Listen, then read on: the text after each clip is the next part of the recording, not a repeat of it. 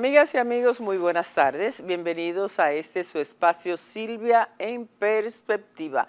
Hoy continuaremos hablando de temas políticos con Alberto Tavares. El doctor Alberto Tavares, dirigente político de la Fuerza del Pueblo de nuestra República Dominicana. También les haremos entrega de informaciones en el orden nacional e internacional. Así es que esperamos su compañía por esta hora que tenemos preparada para todos ustedes. Soy Silvia García, su anfitriona.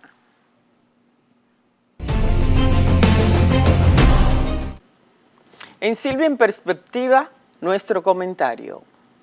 Las pandillas continúan ganando terreno en Puerto Príncipe y su primer ministro, Ariel Henry, continúa en Puerto Rico, mientras su destitución de hecho parece materializarse con la anuencia implícita de los Estados Unidos. El CARICOM ha estado impulsando que los grupos haitianos se pongan de acuerdo en la conformación de un gobierno colectivo en el que se excluye a Henry, pero durante el fin de semana pasado tuvo que lidiar con la imposibilidad de ponerse de acuerdo. Este pasado lunes se esperaba que se pueda recibir una propuesta para ser discutida en Jamaica que permita la conformación de un consejo de gobierno con la participación de representantes de colectivos políticos y de la sociedad civil. Sin embargo, alrededor de esas negociaciones se mantiene el peso de las pandillas armadas que controlan la mayor parte del territorio haitiano. Entre las propuestas que se han discutido se encuentra incluir una representación de los grupos que llegaron a consenso para instaurar el poder a Henry hace 30 meses, luego del magnicidio de Jovenel Moïse, el presidente. Otro de la familia Lavalas, agrupación fundada por el expresidente Jean-Bertrand Aristide, así como el denominado Acuerdo de Montana y otras fuerzas políticas. Esos movimientos son una especie de reconocimiento a la destitución de Henry, quien debió mudarse del hotel en el que estaba alojado en Puerto Rico debido a protestas de grupos haitianos residentes en esa isla que reclamaban su renuncia. Avanza el plan para escoger un nuevo líder en Haití. Según la agencia AP, las diferentes partes habrían propuesto sus nombres para formar un consejo de 6 personas de movimientos políticos y una del sector privado. Escogerán el primer ministro interino, su gabinete y ayudarán en organizar elecciones. También habrá 2 observadores de la sociedad civil y de la Iglesia. Varias de las entidades que formarán parte del Consejo de Transición han presentado sus nombres, por lo que seguiremos trabajando con CARICOM y con nuestros socios internacionales y, ante todo, con los propios haitianos para tratar de volver a la democracia y a unas elecciones libres y justas en Haití. Mientras tanto, el jueves en la capital ardió la principal cárcel de Haití, vacía después de que hace unos meses escaparan 4.000 presos en un ataque de las pandillas lideradas por alias Barbecue, quien el jueves amenazó a las personas que vayan a entrar al consejo, así como a sus familias. Un consejo del que el pandillero está vetado, pese a controlar el 80% de Puerto Príncipe. En este contexto de inseguridad, Estados Unidos nombró a Dennis Hankins como nuevo embajador en Haití. Esto mientras las embajadas se están vaciando de personal, también las Naciones Unidas. Algunas personas que no necesitan estar físicamente en Haití se trasladan a República Dominicana para trabajar a distancia. Otros que tienen especializaciones más necesarias, sobre todo en crisis humanitarias y coordinación, están llegando. Precisamente desde la ONU insisten en la necesidad de una misión multinacional en el terreno, como la que iba a liderar Kenia con 1.000 policías, frenada tras los últimos acontecimientos y para la que solo se han recaudado $10 millones.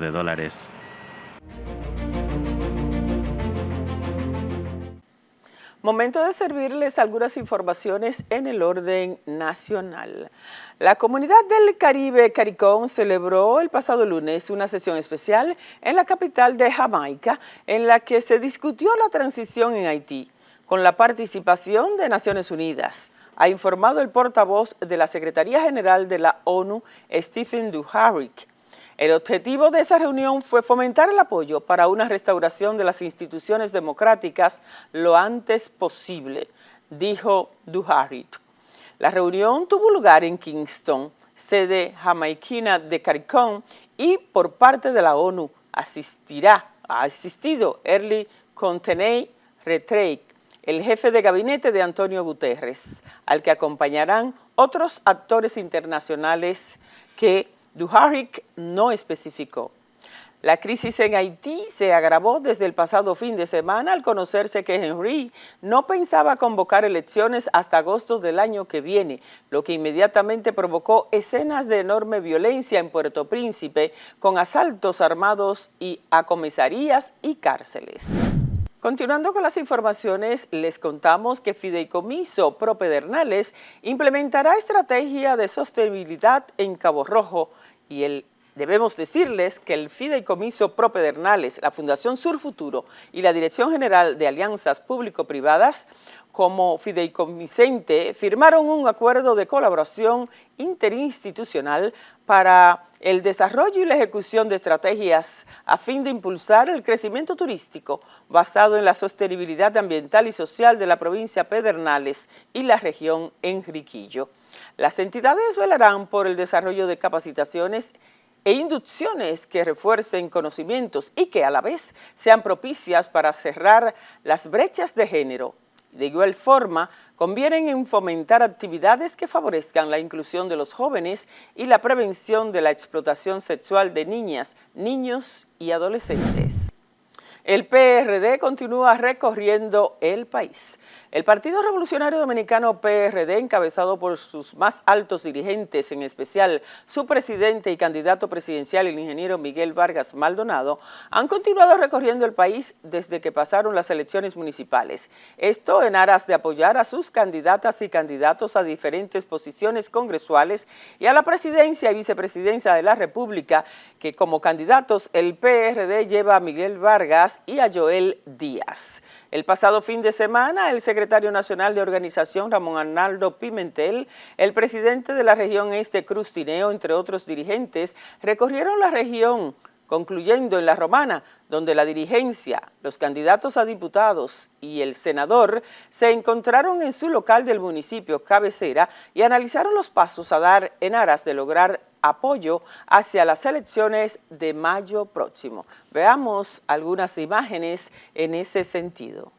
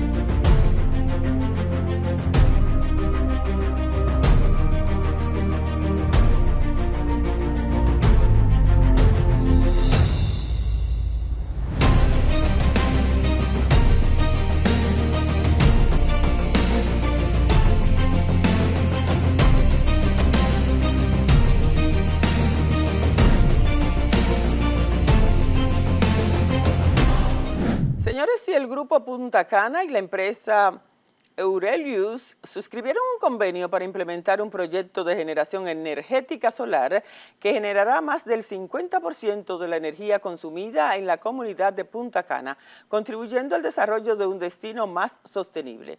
Con dicho proyecto se evitará la emisión de más de 25.000 toneladas de CO2 por año, y la medida favorecerá a la disminución del costo energético. Se instalarán más de 30 megavatios de producción solar y más de 50 megavatios de almacenamientos con baterías. Punta Cana será de las pocas ciudades en Latinoamérica en producir más del 50% de su energía de manera renovable. Al firmar el convenio, Frank Elías Reinieri, presidente y CEO de Grupo Punta Cana, dijo que esto confirma el compromiso de Grupo Punta Cana con el cuidado del medio ambiente y la comunidad, impactando positivamente al reducir las emisiones y al mismo tiempo el costo de generación de energía eléctrica. Indicó que desde Grupo Punta Cana se ha ido avanzando en la transición a una generación de energía más limpia, proceso que inició con la instalación de paneles solares en el Aeropuerto Internacional de Punta Cana y en el Punta Cana International Shock. Ahora, con este nuevo proyecto, damos un gran salto para la reducción del impacto ambiental de la generación eléctrica mediante una reducción importante de las emisiones de gases de efecto invernadero. Al reducir la generación de energía con combustibles fósiles, contribuimos a un destino turístico más limpio y amigable, explicó el empresario, además de la instalación de paneles fotovoltaicos. Incluye la instalación de un sistema de almacenamiento de energía, lo cual agrega estabilidad al sistema ante las variaciones del clima durante el día.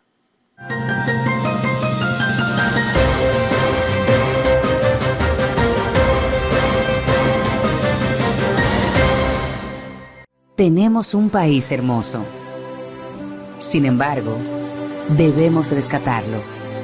Estamos a la deriva. El país naufraga y es el momento perfecto para rescatar nuestra fe. Por los que amamos, es tiempo de rescatar nuestros hogares, que no se tengan que separar nuestras familias. Tristemente, nuestra República Dominicana es como una yola a la deriva. No más naufragios, ni en seguridad, ni en educación, ni en el mar. No más yolas, no más apagones, no más mentiras, no más tristeza. Ahora es el momento de rescatar nuestra alegría. Tenemos la oportunidad de hacer algo distinto. Nuestro compromiso por el rescate de la República Dominicana es por ti. Por un futuro de igualdad y mejores oportunidades para nuestras hijas y también para nuestros hijos. Por nuestro país, soñemos distinto. Un presidente distinto.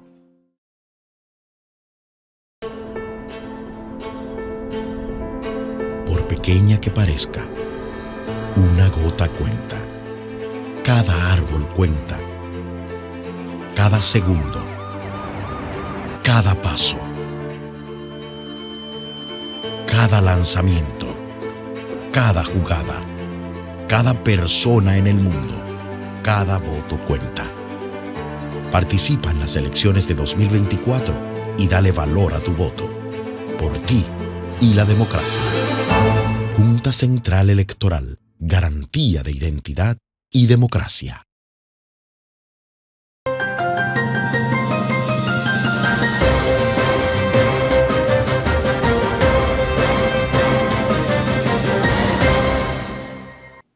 Amigas y amigos, llegamos a la parte estelar de su programa Silvia en Perspectiva y es esa entrevista que les entregamos cada sábado. Tenemos con nosotros nueva vez al dirigente político, él es comunicador, jurista, Alberto Tavares, nuestro amigo de siempre, doctor Alberto Tavares, que viene a acompañarnos en esta tarde a un diálogo, sencillamente. Es más, yo ni siquiera le voy a llamar que ha venido en calidad de invitado, ha venido aquí a compartir un diálogo en Silvia en Perspectiva. ¿Cómo te sientes nueva vez? Bienvenido. Es que quedamos con este diálogo prometido al público. Prometido y no para después de las elecciones exactamente, municipales. Y no podemos fallar, ¿verdad que sí? Sí, qué bueno pues, que estás aquí. Honrado de estar aquí contigo y los amigos televidentes. El honor es para nosotros realmente, Alberto, tenerte aquí en nuestro programa y poder dialogar contigo, que sabemos que tienes toda la capacidad y la calidad también para hablar de estos temas políticos que nos atañen a nosotros, que estamos en una sociedad, ¿verdad?, que circula y que vivimos constantemente en procesos electorales, como el recién pasado proceso de febrero, donde se llevaron a cabo las elecciones municipales o de medio término, como se les llama ahora, y que muchos pues están procurando volver a unificar en otras elecciones.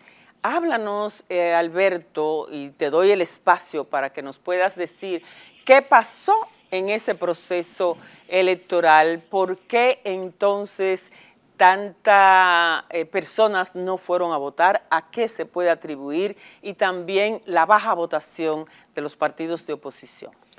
Bueno, ciertamente que habíamos prometido que cuando pasara el proceso de las elecciones municipales vendríamos aquí, y nosotros hicimos algunos vaticinios en ese programa anterior de que la oposición tenía la perspectiva, como se llama este programa, Así es, de alcanzar la mayoría de las posiciones municipales, tanto en ayuntamientos de municipios como en distritos municipales. Y no fue así. ¿No fue así? Y no fue así de una manera dramática. Sí. Entonces, ¿qué sucedió? Increíble. Sí. Lo primero es que ciertamente la oposición, el proceso de conformación de las boletas electorales fue un proceso muy difícil. Sí. Cuando yo dije eso aquí, todavía no teníamos la idea de que casi hasta el final del proceso de campaña había que estar componiendo situaciones, intentando los acuerdos con la Alianza Rescate RD, resolviendo problemas los disgustados con aspirantes que quedaron desplazados. Sí, sí, sí. Entonces, hubo muchos problemas con la conformación de las candidaturas. Por ejemplo, la Fuerza del Pueblo, mi partido, que escogió el método de encuesta, le salió muy mal porque las encuestas que se hicieron no fueron aceptadas por la mayoría de los candidatos. Entonces hubo mucho disgusto y ese disgusto se expresa en las urnas. También, que hay sus cosas, pero sobre todo, perdón que te interrumpa, que uno siempre cree que está arriba. Exactamente. Sí, el tema de las candidaturas, eso es un problema. Eso no se debe usar, el método de encuesta. Porque el candidato experimenta como una especie de delirio. Así es. Todo el que es candidato pierde. Y si le sonríen ya cree que va a votar. Pierde la conexión con la realidad. Así y todo el que es candidato así cree es. que va a ganar. Entonces, hubieron ese tipo de situaciones que le impidieron también a la oposición poder organizarse desde el punto de vista electoral, porque se perdió mucha energía y tiempo en componer esa conformación. La cuestión de las candidaturas. Sí, Ese es un aspecto. Ahora bien, dado que se pensaba que se iba a un proceso normal, la oposición dijo, bueno, aún con estas situaciones nos preparamos y vamos a tener un buen desempeño. Nadie pensaba que desde el gobierno habían preparado una embestida de unas proporciones extraordinarias como nunca se había visto en ¿Y este cómo país. aprendieron tanto y tan pronto, Alberto? Bueno, lo malo en el poder se aprende de una vez. Lo difícil de aprender y de implementar es lo bueno.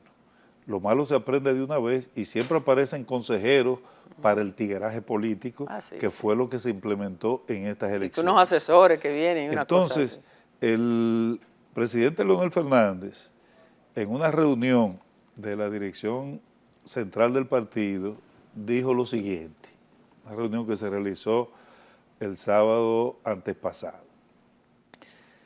Esto es como que era una guerra nuclear, pero los únicos que lo sabían eran los del gobierno y fueron con sus bombas atómicas. Nosotros pensábamos que íbamos a una guerra convencional y no fuimos ni siquiera con las armas convencionales, sino fuimos con arcos y flechas. Un proceso normal ahí y haciendo el esfuerzo que se pudo hasta el momento. Resultado, bueno, aplastada la oposición. Pero yo tengo una tesis. Vamos a ver cuál es. Yo tengo una tesis y es que el señor Luis Abinader y la cúpula del PRM con ese aplastamiento de la oposición cometieron un error fundamental. ¿Y cuál? El error. Si ellos se sienten, están felices y contentos. Exactamente, están felices y contentos, ganaron. Ay, sí, yo los veo. Van a cobrar el día 24 de abril, se van a juramentar sus alcaldes, pero ¿cuál es el error? ¿Cuál? El error es que el proceso fundamental de 2024 no era ese. Ese de los tres es el de menor importancia porque a nivel de poderes del Estado, el poder municipal ni siquiera está configurado como un poder como tal. Los poderes del Estado son el Ejecutivo, el Legislativo y el Judicial. Entonces, en mayo es que se va a discutir la Presidencia de la República, que es el Ejecutivo, y lo congresual, que es el Legislativo. ¿Y dónde está el error, a mi modo de ver? Que Luis Abinader y el PRM lo enseñaron todo, enseñaron hasta el refajo. Entonces, van a estar advertidos ahora. Para hacerlo... ¿La oposición va a está advertida? Para decirlo en buen dominicano. Entonces, enseñaron todas sus armas y todas sus mañas. Y ahora la oposición, como dijo el presidente Fernández, también en esa reunión, si sucedió lo que sucedió y la oposición va a la contienda de mayo de la misma manera y con la misma buena fe y pensando que va a competir con un adversario leal en la competencia, entonces es una posición tonta. Y si es una posición tonta, entonces los que estamos en esa posición tonta somos estúpidos políticos y la gente no sigue los estúpidos políticos. Eso lo digo así textualmente Leonel Fernández. ¿Qué quiere decir esto? Diciéndolo una persona que haya dado 3 elecciones, incluyendo ganarle a José Francisco Peña Gómez en la primera elección que hubo en este país que no hubo alegato de fraude. O sea, las 3 veces que Leonel Fernández ha ganado elecciones no ha habido cuestionamiento de fraude. Entonces, una persona que ha ganado 3 elecciones, que ha gobernado en 3 periodos, no puede ser un tonto.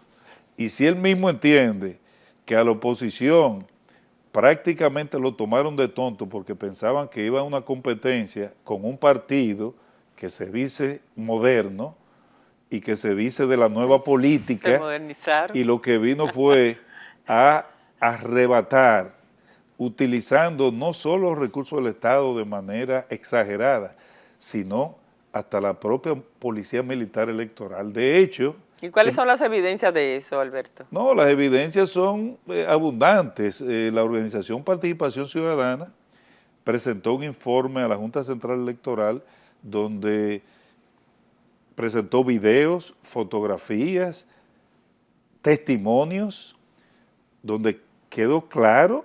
Que estaban en jipetas parados. Quedó claro lo que se hizo. Se pusieron carpas en los alrededores de los recintos electorales, violando la ley electoral 2023, carpas donde se compraba cédulas y donde se daba dinero para estimulación del voto. Pero además, lo más grave de todo es que un partido como el PRM, que hereda la mayoría de la matrícula del PRD, que es el partido que trajo la democracia a la República Dominicana y que profesionalizó las Fuerzas Armadas y que despolitizó las Fuerzas Armadas, se evidenció contubernio. ¿Y el procurador en materia de delitos electorales? Se evidenció contubernio de efectivos militares en los recintos electorales, hasta el punto de que el pasado lunes la oposición unificada fue a la Junta Central Electoral pidiendo garantías electorales y una de las medidas es la destitución del jefe de la Policía Militar Electoral porque hubo un evidente involucramiento de militares conjuntamente con gente del PRM en los recintos electorales. Le pasaban de lado a todo el delito electoral. Esta es una situación absolutamente grave y el Procurador General Electoral brilló por su ausencia. Todavía, ante todas las evidencias que se han presentado, no ha dicho esta boca es mía. La oposición... Absolutamente nada. La oposición no va a seguir martillando con lo que pasó y lo ha hecho correctamente. Lo que ha presentado es un pliego de condiciones de garantías electorales exigiéndole a la Junta que lo imponga, pero también ha dicho la oposición, le estamos pidiendo esta garantía a la Junta, pero no es nada más que tenga una resolución en un papel, es que nosotros estamos instruyendo a nuestros dirigentes, a nuestros militantes, para que defienda el cumplimiento de la ley electoral. O sea que ahora no van a ir, como se dice comúnmente, a comer con su dama los del PRM, porque, como hemos dicho en otras ocasiones, si la mayoría del pueblo, como ellos dicen, está con la reelección de Luis Abinader y apoya a los candidatos del PRM, bueno, pues el pueblo va a votar por ellos y no va a pasar nada, porque ellos tienen el control del poder y no es verdad que la oposición va a vulnerar la voluntad de la mayoría. Ahora, no pueden la percepción que tratan de imponer en las encuestas y con todos los medios que tienen de bocinas y todo eso, no pueden intentar convertirla en realidad a fuerza de papeletas en las propias narices de los militantes y dirigentes de oposición y con el contubernio hasta de policías y militares que están para garantizar su posición de apoliticidad y el mantenimiento del orden institucional en nuestro país.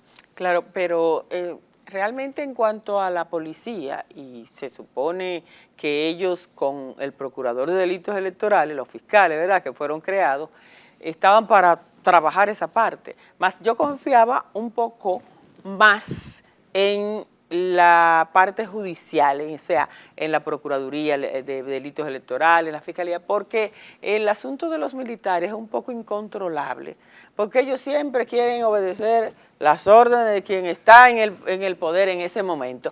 Sí, pero tengo un paréntesis. El problema no está en los militares, porque como tú bien has dicho, el militar se debe al mando de quien está en el poder.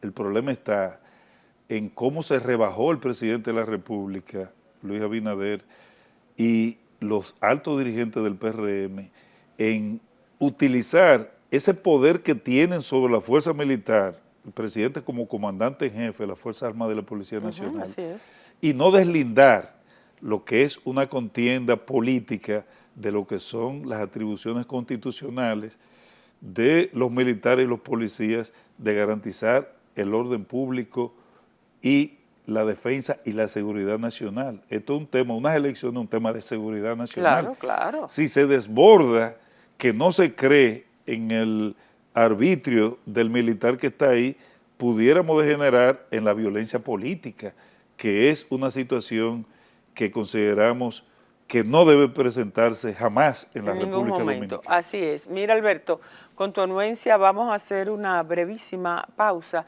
pero al retornar quisiera que conversáramos sobre la abstención tan grande que hubo en estas elecciones también. ¿A qué tú crees que se debió ese fenómeno? Que sucede en otras, han sucedido en otras elecciones, pero no en la magnitud que se produjo en estas pasadas elecciones. Volvemos de una vez.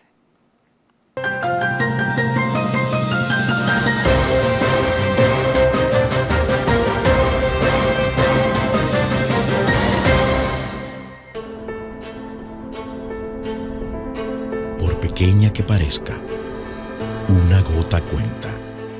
Cada árbol cuenta. Cada segundo.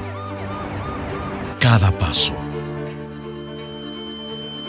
Cada lanzamiento. Cada jugada. Cada persona en el mundo. Cada voto cuenta.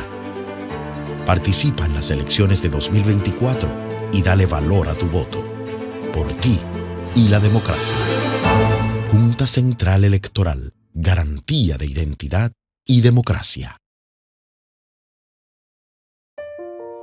En los últimos años, hemos visto cómo las familias dominicanas han sido afectadas por la inseguridad y la falta de atención a sus verdaderas necesidades por parte del gobierno. El descontento y la preocupación de los dominicanos es palpable. Ya es hora de actuar. Un presidente que entiende el valor de la familia es un presidente distinto. Miguel Vargas, presidente.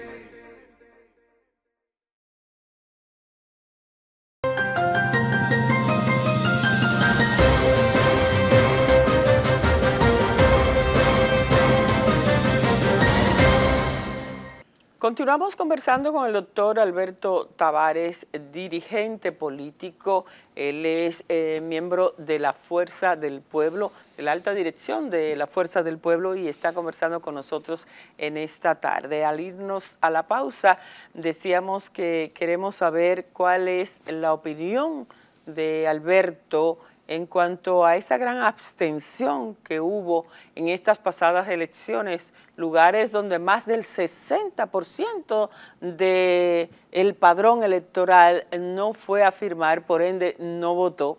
Y en uno de los centros de votación que tuve la oportunidad de visitar con observadores que andaban acá del Parlamento Centroamericano, y a la 1:30, casi las 2 de la tarde, de una matrícula, un padrón electoral de casi 600 votantes, solo habían votado 112 personas de casi 600. No creo que en las 3 horas que pasaron entonces las cosas fuesen tan diferentes en ese colegio. Cuéntanos, Alberto. Bueno, la extensión fue muy alta, ciertamente, pero en los procesos de elecciones municipales la votación siempre es mucho más reducida que en las elecciones presidenciales. Pero en este caso se esperaba una gran votación porque habíamos tenido una elección municipal en el 2020 una suspendida, donde hubo 2 situaciones extraordinarias que afectaron el proceso. Una fue la pandemia como tal, que ya había miedo, temor de la gente ir a votar, y la otra fue la suspensión de las elecciones por problemas técnicos de colapso de parte de los equipos que se usaron en el proceso. Entonces,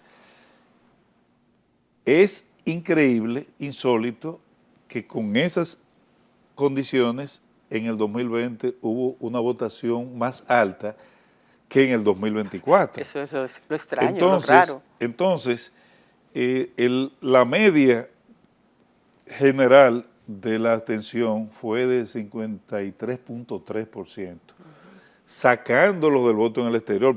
Por eso se dijo primero, es de un 70%, porque si se incluía lo del voto en el exterior, entonces aumentaba mucho más. Claro. Pero como eso nos votan en las municipales. Como no votan en las municipales, luego se segregó, pero como quiera quedó muy alto. Muy alto, muy alto. 53.3. Y entonces, ¿a qué se debe eso? Además de lo tradicional, hubo una compra masiva de cédulas de cientos de miles, se estima, que entonces ese es un voto que queda neutralizado. ¿Y cómo pudieron hacerlo? O sea, al momento de las personas ir o en las casas la noche anterior, ¿cómo operaron? Se usaron diferentes modalidades. Se usaron diferentes modalidades. Primero había algunos recolectores de cédulas que tenían, algunos tenían hasta 2 semanas recolectando cédulas. Wow. Por eso en algunos de los videos que se ve un paquete de cédulas, en esos casos la pagaban más barata. Porque llegaba una persona y decía, yo tengo un paquete aquí de 100, entonces ahí la pagaban a 300, 500 pesos. Okay. Cuando era individual, entonces pagaban 1.500, 2.000 pesos. Entonces, lo hicieron así, primero por grupos, con mucho tiempo por adelantado, lo hicieron también en operativos desde el día antes de las elecciones, y la cantidad mayor fue en las carpas y en los alrededores de los recintos. Cuando iban llegando las personas. Cuando iban llegando las personas. Pero ahí es más costoso. Lo interceptaban en el camino, ahí es más costoso. Pero también hubo compras masivas por familia. A mí me contó una persona que en Santo Domingo Norte, el día anterior, fueron los principales activos ahí del PRM y en una casa dejaron 400,000 pesos. ¿Cómo? No me diga una cosa así. Porque ahí no se compraba la cédula por los 2.000, ahí eran cuadros. La cantidad de cuadros que había en cuadros dirigentes que lo pusieron como a 50,000 por cabeza.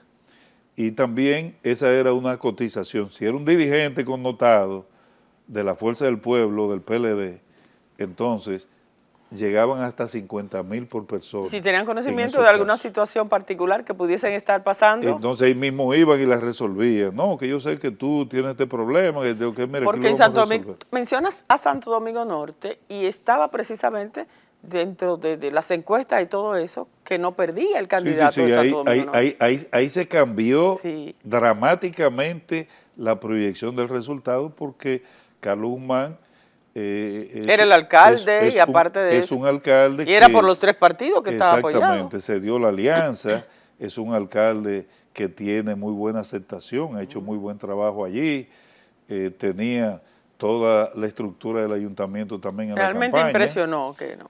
Pero fue una línea montada, porque se dice, no, que el PLD lo hacía, pero de esto hay que retener 2 cosas.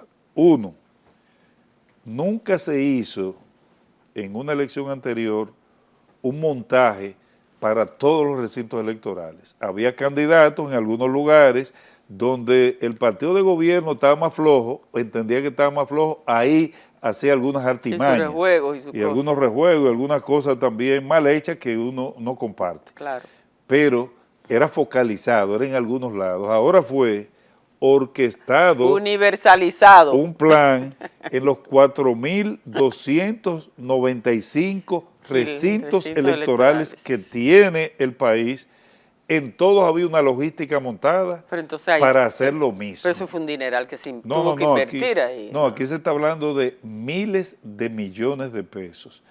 Y mucha gente preguntaba, ¿y dónde es que está el dinero que esta gente están tomando los préstamos internacionales? Entonces hay gente que entiende que parte de ese dinero fue el que se usó en la campaña. Ahora, para la de mayo, Entonces en mayo, para la de mayo, dicen que tienen una cantidad de miles de millones también para gastarlo, pero entonces con la diferencia de que ellos van a tener que saber cómo lo gastan, porque la oposición está preparándose para, si la Junta no toma las medidas, la oposición toma sus va a salir propias al frente medidas a esa de salir al situación. frente a la situación, porque si no se le envía un mensaje al pueblo y a la militancia de los partidos de oposición de que eso está incorrecto y de que debe de dejarse libre a la gente que vote. Sí, pero que no se manda un mensaje, la dirigencia opositora, de que eso se va a enfrentar, independientemente de que la Junta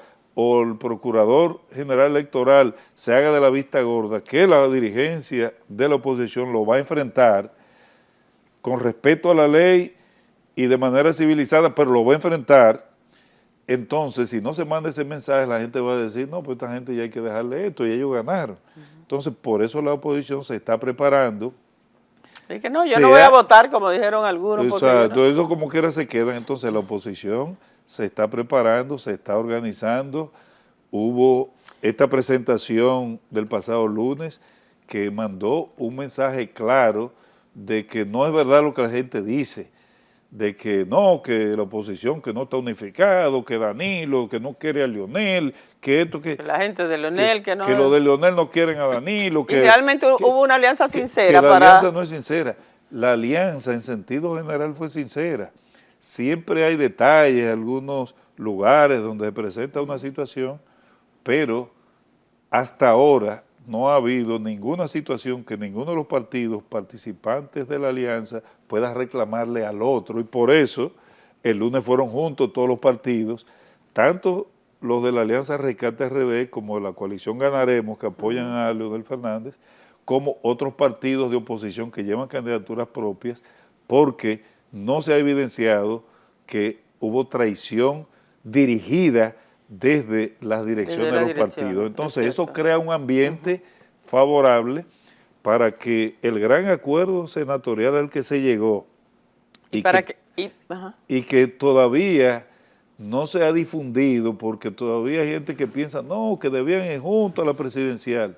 Fue un gran acuerdo senatorial en 25 provincias que puede garantizarle a la oposición, si hace lo que tiene que hacer y defiende el voto, la mayoría en el Senado de la República, y también una gran participación de la oposición que, aunque no va unida a la Cámara de Diputados, sí muchos diputados, porque cada uno de los partidos tiene buenos candidatos. Claro que sí, y hacen el trabajo por ese partido. Entonces, o sea, eso va a y crear... los senadores que van a hacer el trabajo para allá. Exacto. Ahí está también la importancia de esas elecciones donde los senadores tienen un compromiso con su referido partido y su candidato presidencial. Entonces, mira, hay algo que mucha gente no ha entendido, incluso gente entendido de la política que no lo ha entendido. Mucha gente quería que se hiciera una alianza total para la presidencial. Que no fuesen separados ahora. Que no fuesen separados ahora. Ahora, especialistas en materia electoral, conocedores de esto, tanto extranjeros como nacionales, que fueron consultados y a los que yo tuve acceso, decían, no, que lo que conviene es que cada partido mantenga su fuerza con su candidato, y eso es lo que va a generar que cada partido, intentando clasificar, intentando sacar sus propios votos, va a impedir que Luis Abinader se vaya en primera vuelta, sobre todo cuando hay otros partidos minoritarios que llevan candidatos que no van a ceder tampoco y están buscando su posicionamiento y van a sacar votos aunque no estén dentro de la competencia frontal. De modo que, como han quedado las cosas, incluso el hecho de que el PLD haya salido por encima de la Fuerza del Pueblo es una ventaja en cierto modo. ¿Por qué? Porque si el PLD, con haber perdido Santiago, que es el lugar del candidato presidencial, con tener un candidato que está por debajo de Leonel Fernández ampliamente, y si también hubiera quedado por debajo de la Fuerza del Pueblo, esto iba a implicar entonces que el PLD podía desmoronarse o por lo menos desmoralizarse. O sea que a ustedes los fuercistas, ¿les ha gustado que el PLD haya quedado por encima de la Fuerza del Pueblo? No necesariamente, sino que es un efecto colateral. Porque no olvide que el presidente Fernández, y ustedes han hablado de las firmas, de los 2 millones de firmas, que entendemos que la gente no fue a votar por la Fuerza del Pueblo, ni por... ¿Entiendes? Sí, pero... Se quedaron en su casa, Alberto. Hay un elemento en la Fuerza del Pueblo. No entendieron el proceso, fue. No es tanto eso. Primero, el partido fue víctima de lo que tú hablabas de la compra de cédula del mismo y tema todo de la eso. compra de cédula y del tema de la selección de los candidatos, que fue problemática, pero también hay un detalle en la Fuerza del Pueblo que no está ni en el PRM ni en el PLD, y es que la Fuerza del Pueblo es un partido que se creó en base a un liderazgo de quien es el candidato presidencial.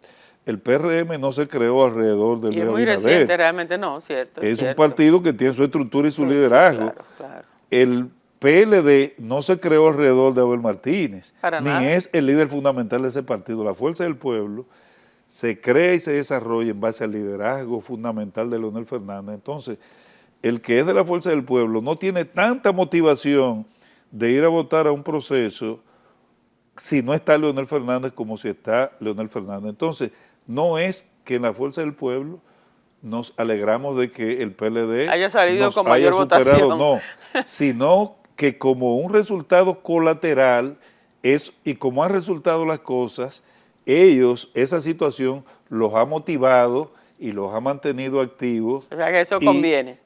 En cierto modo sí, porque ahora entonces ellos... Y si queda en primer lugar Abel, va a ser el candidato, porque el acuerdo establece que el que quede en primer lugar debe ser apoyado por los otros. Sería el candidato. Lo que sucede es que luce improbable, porque una cosa es sacar votos en un proceso municipal donde los candidatos locales y las estructuras son las predominantes, a un proceso nacional donde la gente vota por el candidato presidencial. En este caso, la diferencia entre Leonel Fernández y Abel Martínez es abismal, y por eso incluso ya se ve polarizado el asunto entre Luis Abinader y Leonel Fernández, de modo que no hay temor de eso. Ahora, nadie se va a confiar ni a dormir en laureles.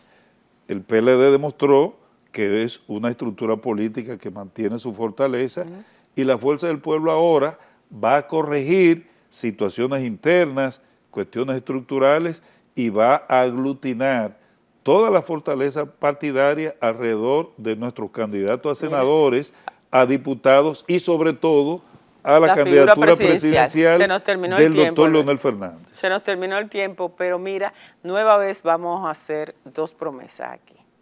Mira, vamos a tener un espacio nueva vez en mayo, antes de las elecciones. Sí, sí, cómo no. Antes de las elecciones, para ver cómo anda ya, al finalizar el proceso de campaña, todo el trabajo de Rescate RD que ha continuado liderando el ingeniero Miguel Vargas Maldonado en el sentido de la vocería, de las reuniones y de todo eso, y también está en las calles pues aportando para que ese proceso salga positivamente ganancioso. Una reflexión final. Perdón, y después que pasen las elecciones, también con los resultados. Finalmente, porque el tiempo se nos terminó. Una reflexión final Adelante. en segundos. Este proceso ha constituido una regresión antidemocrática a las elecciones de febrero municipales, porque un partido al que yo pertenecía y que felizmente ya no pertenezco. Felizmente, aún estando en el gobierno. Felizmente, aún ellos están en el gobierno y yo en la oposición y con una derrota de febrero, felizmente no estoy Eres ahí. Fuerte, de verdad. No, porque mis convicciones democráticas, mis principios, el que te conoce lo sabe. Están por encima de las conveniencias personales particulares. Entonces, es lamentable que este partido que le ofreció al país una nueva política haya protagonizado un proceso electoral tan antidemocrático, tan desproporcionado y donde no se está promoviendo ningún valor importante para el avance y el desarrollo de la República Dominicana. Es lamentable que ese sea el cuadro, pero el pueblo dominicano tiene la oportunidad ahora en mayo de mandarle un mensaje claro de que no estamos conformes, una mayoría de los dominicanos, de la forma que ellos están haciendo las cosas. Se modernizaron, Alberto, se modernizaron. Se modernizaron, gracias. Se modernizaron al revés. Al revés. Sí. Partidos reaccionarios en vez de revolucionarios. Bueno, pues ya ustedes saben, vamos a tener nueva vez, siempre es un placer conversar con el doctor Alberto Tavares, dirigente político de la Fuerza del Pueblo y además está trabajando muchísimo para sacar al PRM del poder. Gracias. Más que todo que para sacarlo, para darle a la República Dominicana una nueva opción. Si no lo saca, no se la da. Bueno, es una derivación, pero me gusta mejor decirlo en términos positivos. Para darle una nueva opción a la República Dominicana de emprender un camino del desarrollo y de la coherencia, que es lo único que no existe en el PRM. Así es, debe haber coherencia, es verdad. Ustedes, por favor, continúen con nosotros que hay más contenido de interés. Información en el orden económico, y es que el ministro de Turismo, David Collado, realizó en Suiza un roadshow ante más de 150 operadores de viajes en busca de incrementar la llegada de turistas del referido país a República Dominicana, ya que informó que el pasado año 2023 alrededor de 42.514 turistas suizos visitaron la isla. Cada visitante suizo es parte de nuestra historia de éxito turístico. Celebramos los 42.514 turistas suizos que nos visitaron en 2023 y auguramos el crecimiento de esa cifra para este año 2024, enfatizó David Collado. Indicó que Suiza se ubica como el séptimo emisor de turistas a nuestro paraíso del Caribe. Trabajando de la mano con agentes de viajes suizos, mostramos lo mejor de la República Dominicana y nos permitimos afianzar nuestros lazos con los responsables reales de enviar a los turistas hacia nuestro país, agregó el ministro en sus redes sociales. Además, dijo que los turistas europeos suizos representan para República Dominicana un 4%, por lo que el Ministerio de Turismo sigue fortaleciendo lazos en pro del crecimiento turístico de la República Dominicana.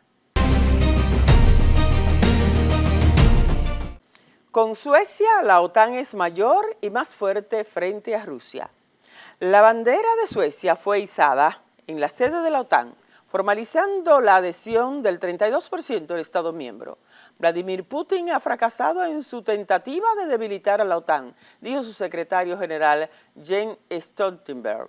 En una ceremonia realizada bajo una persistente llovizna, el secretario general de la Alianza Militar, Jens Stoltenberg, procedió al izado de la bandera junto al primer ministro sueco, Ulf Kristersson. Instantes antes de la ceremonia, Stoltenberg dijo que la adhesión de Suecia a la OTAN refuerza a la alianza militar transatlántica. Suecia fue admitida el jueves como el miembro número 32 de la Organización del Tratado del Atlántico Norte. El anuncio ocurre en pleno conflicto tras la invasión de Rusia en Ucrania y poniendo fin a 2 siglos de no alineamiento oficial del país nórdico. El primer ministro sueco entregó al jefe de la diplomacia estadounidense los documentos de ratificación obtenidos tras una dura batalla para conseguir la aprobación de los otros 31 miembros de la alianza militar. No hay ejemplo más claro que el de hoy de la debacle estratégica que se ha convertido para Rusia la invasión de Putin en Ucrania. Vemos a una Rusia que ahora es más débil militar, económica y diplomáticamente. Suecia lanzó su postulación para integrar la alianza en mayo de 2022, después de la invasión rusa de Ucrania. Lo hizo al mismo tiempo que Finlandia, que fue admitida en abril de 2023. La situación de seguridad en nuestra región no ha sido tan grave desde la Segunda Guerra Mundial. Rusia seguirá siendo una seria amenaza para la seguridad euroatlántica en el futuro inmediato. Teniendo esto en cuenta, Suecia solicitó su ingreso en la Alianza de Defensa de la OTAN para ganar seguridad, pero también para proporcionar seguridad. Las Fuerzas Armadas suecas cuentan con 50.000 soldados, de los cuales cerca de la mitad son reservistas.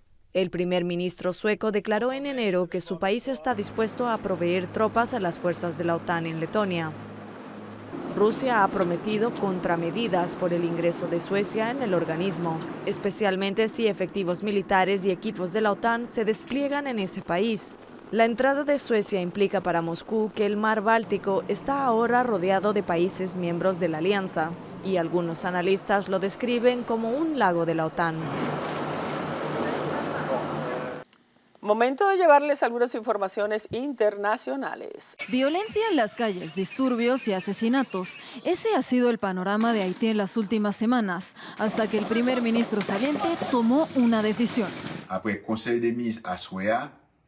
Después de una reunión del Consejo de Ministros, se acordó crear un Consejo Presidencial de Transición. Una vez elegido, el Consejo gobernará diferentes sectores de la vida nacional.